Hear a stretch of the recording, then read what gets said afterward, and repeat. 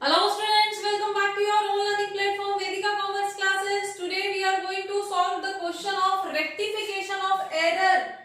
और जब वो एरर हमारी दो या दो से ज्यादा अकाउंट्स को इफेक्ट करती है तो उसको हम कैसे रिकॉर्ड करते हैं। बच्चे नॉर्मली कंफ्यूज होते हैं कब सस्पेंस अकाउंट रोल में आ जाता है, कब हमें अकाउंट को किस तरह से रेक्टिफाई करना है, हमारी एंट्री जो एरर हो गई है उसको हम कैसे ठीक करें, सस्पेंस को यूज करें या ना करें, वो सारी चीजें हम यहाँ पे सॉल्व करेंगे। और एक और चीज, अगर बुक के अंदर आप पढ़ने बैठते हो तो उसके अंदर अलग अलग अकाउंट की डिटेल दी गई होती है, बहुत कंफ्यूजिंग होता है। तो पहले आप इस क्लास को अटेंड करोगे, उससे आपको बहुत हेल्प मिलेगी, बहुत यूजफुल रहेगी। देन आप अपनी बुक को रेफर करोगे तो आपको वो एंट्रीज ज्यादा समझ में आएंगी, ज्यादा जल्दी समझ आ जाएंगी। तो without wasting time let's start the question. First हमारे पास दिया गया है wages for construction debited to wages account. अब वेजेस टू कंस्ट्रक्शन हमने डेबिट कर दिया वेजेस अकाउंट में। अब वेजेस ही तो है, वेजेस अकाउंट में कर दिया हमने, लेकिन ये वेजेस किसके हैं? कंस्ट्रक्शन के हैं। कंस्ट्रक्शन बिल्डिंग, बिल्डिंग क्या है? हमारी कैपिटल नेचर का एसेट है। और जब हम कोई भी कैपिटल एसेट एक्वायर करते हैं उस टाइम पे उससे रिलेटेड जितने भी एक्सपेंडिचर्स होते हैं वो सब उसी की कॉस्ट में इंक्लूड होते हैं और उन सबको हम कैपिटल एक्सपेंडिचर बोलते हैं। लेकिन हमने उसको नॉर्मली वेजेस अकाउंट, और वेजेस अकाउंट परचेज के टाइम पे शो होता है, ट्रेडिंग अकाउंट में शो होता है, उस वाले वेजेस अकाउंट में शो कर दिया। यहाँ पे जब हमारे पास मल्टीपल अकाउंट्स इफेक्ट होते हैं तो हमारे रेक्टिफिकेशन को करने का तरीका कुछ ऐसा होता है। पहले आप करेक्ट एंट्री लिखते हो, एक्चुअली करेक्ट क्या होनी चाहिए, देन आप रॉन्ग एंट्री करते हो। रॉन्ग एंट्री जो क्वेश्चन में दिया गया है कि आपने ऐसा कर दिया, ठीक है, आपने इस तरह से रिकॉर्ड कर दिया, और उसके बाद हम उसको रेक्टिफाई करते हैं, ठीक है। तो अब यहाँ पे हमारी करेक्ट एंट्री क्या होनी चाहिए? वेजेस अकाउंट में रिकॉर्ड नहीं होना चाहिए, वो बिल्डिंग अकाउंट में रिकॉर्ड होना चाहिए, ठीक है। तो हमारे पास एंट्री क्या होनी चाहिए? Building account debit to cash account, है ना। Building account to cash account, building के नाम पे कैश गया है, ये एंट्री होनी चाहिए 1000 की। लेकिन हमने क्या कर दिया? हमने रिकॉर्ड कर दिया वेजेस के नाम पे कैश गए हैं, wages account debit to cash account, जो कि गलत है। अब यहां पे हमारे पास कैश दोनों ही जगह, दोनों ही एंट्रीज में एक ही सेम अंदर जो सेम पोजीशन में दो अकाउंट मैच करते हैं उनको हम काट देंगे। जैसे हमने यहाँ पे कैश दोनों ही एंट्रीज में क्रेडिट में था तो हमने कैंसिल कर दिया। अब बचा क्या? रॉन्ग एंट्री के अंदर वेजेस बचा, इसको हम डेबिट में था तो अब हम क्या कर देंगे? इसकी पोजीशन चेंज कर देंगे, क्रेडिट बना देंगे, और जो हमारी करेक्ट एंट्री थी वो अपनी ही जगह पे रहेगी, ठीक है। तो हमारी एंट्री अब क्या हो जाएगी? करेक्ट अपनी जगह पे रहेगी। तो हमारे पास बिल्डिंग अकाउंट डेबिट टू, क्या टू में अब कैश तो आएगा नहीं, कैश तो कैंसिल हो गया, तो बचा क्या? रॉन्ग एंट्री का जो आइटम बचा है उसको क्रेडिट में डाल देंगे और हमारी रेक्टिफाइड एंट्री क्या होगी? Building account debit to wages account, ठीक है। अब next, purchased machinery for 5000 pass through purchase book. अब मशीनरी परचेज की है और हमने परचेज बुक के अंदर रिकॉर्ड कर दी। मशीनरी का तो अपना खुद का अकाउंट होता है और परचेज के अंदर क्या रिकॉर्ड होती है? गुड्स। तो वो गुड्स तो नहीं है, वो तो खुद कैपिटल एसेट है, उसका अपना अकाउंट बनता है। तो हमारी करेक्ट एंट्री क्या होनी चाहिए थी? हमारी करेक्ट एंट्री होनी चाहिए थी machine account debit to cash account, है ना। लेकिन हमने क्या रिकॉर्ड कर दिया? हमने रिकॉर्ड कर दिया purchase account debit to cash account. जबकि परचेज तो वो है ही नहीं, हमने गुड्स थोड़ी खरीदी है कि परचेज में रिकॉर्ड करेंगे।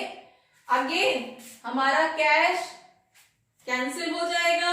अब बचेगा क्या, तो हमारी एंट्री क्या हो जाएगी, machine account debit to, credit में क्या आ जाएगा, टू में अब आ जाएगा परचेज अकाउंट। ठीक है, और अमाउंट डाल देंगे। क्लियर।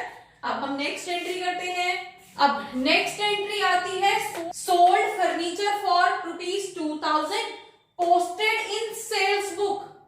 अगेन कुछ पिछली वाली एंट्री जैसी है ना, फर्नीचर सेल किया है और हमने गुड्स सोल्ड में डाल दिया, तो हमने करेक्ट एंट्री इसकी क्या होनी चाहिए, cash account debit to furniture account, है ना। फर्नीचर गया है, उसके बदले में कैश आया है और हमने रिकॉर्ड क्या कर दी, हमने सेल्स में दिखा दिया उसको।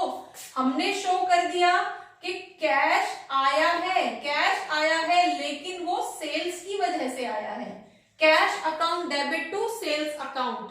अब आगे हमारा कैश दोनों ही एंट्रीज में डेबिट में है, सेम पोजीशन में है, कैंसिल कर दो तो बचेगा क्या। अब रॉन्ग वाली एंट्री को रिवर्स करना है तो हमारे पास क्या आ जाएगा, सेल्स हमारा डेबिट हो जाएगा टू फर्नीचर अकाउंट। क्लियर। तो हमारा कैश से कैश कैंसिल हो गया, हमारी रॉन्ग वाली एंट्री को हमने रिवर्स कर दिया, पहले टू में थी अब डेबिट में डाल दिया सेल्स को, और फर्नीचर हमारा टू के अंदर आ गया। ठीक है। अब नेक्स्ट एंट्री हमारी आती है purchase of goods from Ram 1500 wrongly posted in sales book. हमने राम से गुड्स खरीदी थी 1500 की और उसको रिकॉर्ड कर दिया सेल्स में, तो हमारी एंट्री क्या होनी चाहिए, करेक्ट। हमारी एंट्री होनी चाहिए थी purchase account debit to Ram's account, है ना। राम के अकाउंट से हमने परचेज किया है, लेकिन हमने रिकॉर्ड क्या कर दिया कि हमने राम को सेल किया है। देन हमने शो कर दिया Ram's account debit 1500 to sales account. ठीक है। तो अब यहां पे राम की पोजीशन चेंज है, डिफरेंट है ना। एक जगह राम अकाउंट क्रेडिट में है और एक जगह राम अकाउंट डेबिट में है, तो अब कैंसिल तो हो नहीं पाएगा। तो कैंसिल नहीं हो पाएगा तो क्या करोगे, जब हम रॉन्ग एंट्री को रिवर्स करेंगे तो राम की एंट्री डबल हो जाएंगी। एक तो ऑलरेडी 1500 था और दूसरा यहाँ पे 1500 हो जाएगा। तो हम रेक्टिफाई कैसे करेंगे इसको, सबसे पहले तो sales account debit 1500 to Ram's account 1500। सबसे पहले तो हम इसको रिवर्स कर देंगे, और रिवर्स करके क्या हुआ, sales account debit to Ram's account, है ना। दूसरा, ये एंट्री हमारी ऑलरेडी करेक्ट थी, कैंसिल कुछ भी हुआ नहीं है, तो पूरी एंट्रीज हमें शो करनी पड़ेंगी। तो अब परचेज अकाउंट अपनी ही जगह पे डेबिट में चला जाएगा 1500, तो परचेज अकाउंट 1500 डेबिट हो गया।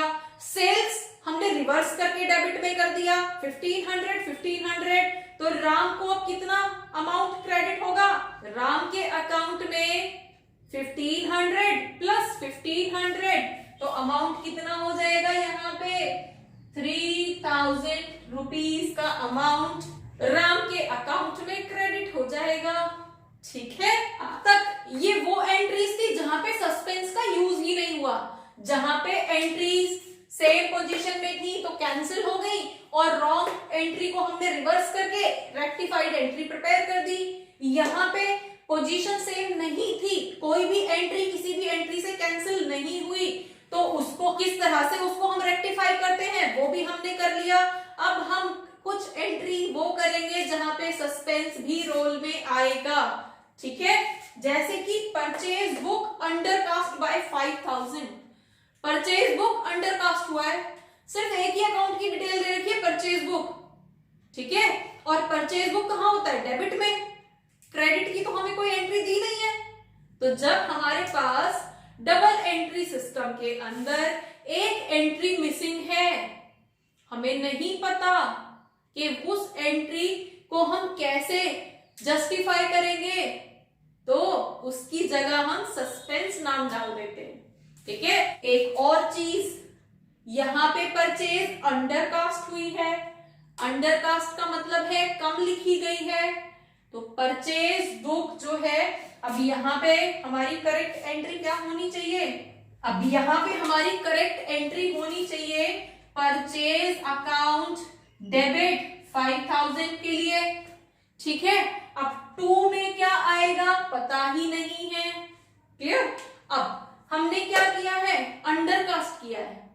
अंडरकास्ट का मतलब हमने कम लिखा है, तो हमें कोई भी रिवर्स एंट्री करने की जरूरत नहीं होती।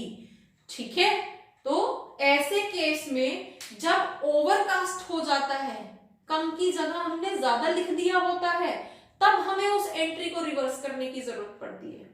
तो अब यहाँ पे रॉन्ग एंट्री तो कुछ होगी ही नहीं, है ना, हमने गलत थोड़ी किया है कुछ, हमने सिर्फ कम लिख दिया है, तो जो कम लिखा है उसको अब लिख देंगे, है ना। 1500 हमने कम लिखा है, अब रिकॉर्ड कर देंगे उसको, तो हमारी एंट्री क्या हो जाएगी, परचेज अकाउंट डेबिट 1500।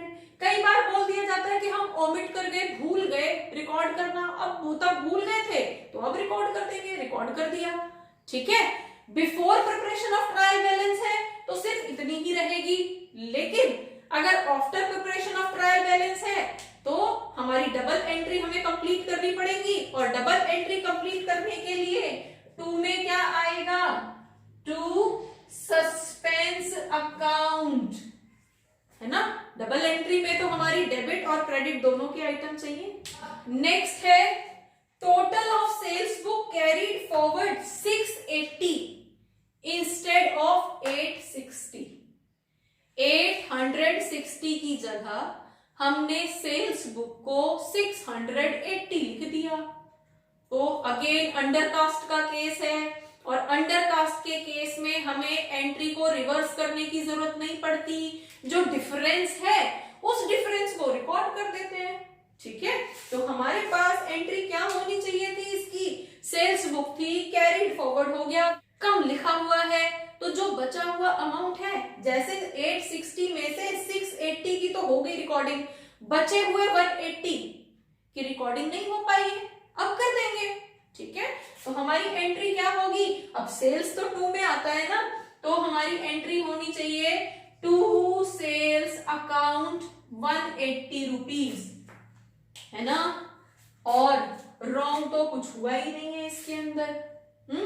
तो करेक्ट एंट्री क्या होगी, सस्पेंस को रोल में लेके आएंगे, suspense account debit 180 rupees to sales account 180 rupees. ठीक है, हमें यहाँ पे बहुत ज्यादा बुकिश लैंग्वेज में घुसने की जरूरत नहीं है। आप सिंपल अपनी जर्नल एंट्री को देखो कि जर्नल एंट्री एक्चुअली क्या होनी चाहिए। ठीक है, और स्टेटमेंट क्या बोल रहे हैं कि क्या हो गई है, क्या एरर हो गई है। ठीक है, उनको हम यहाँ पे रिकॉर्ड करेंगे। अगर कोई एंट्री सेम पोजीशन पे है तो वो कैंसिल हो जाएगी, रॉन्ग एंट्री रिवर्स हो जाएगी, एंड देन एक नई एंट्री हमारी बन जाएगी, जिसको हम रेक्टिफाइड एंट्री बोलते हैं। ठीक है, जहां पे हमारे पास सारे अकाउंट की डिटेल दी गई है, डेबिट और क्रेडिट सबकी डिटेल दी गई है, तो वहां पे हमें सस्पेंस यूज करने की जरूरत नहीं पड़ती। लेकिन जहां पे हमारे पास कोई अकाउंट मिसिंग है, और हमें तो डेबिट और क्रेडिट दोनों के ही अकाउंट चाहिए, अगर एक भी अकाउंट मिसिंग है तो उसके लिए हमें सस्पेंस को रोल में लाना पड़ता है। तो होपफुली हमारी रेक्टिफिकेशन ऑफ एरर, जहां पे वो 2 से ज्यादा अकाउंट को इफेक्ट करती है, आपको समझ आया होगा। For more keep watching, keep learning. Thank you.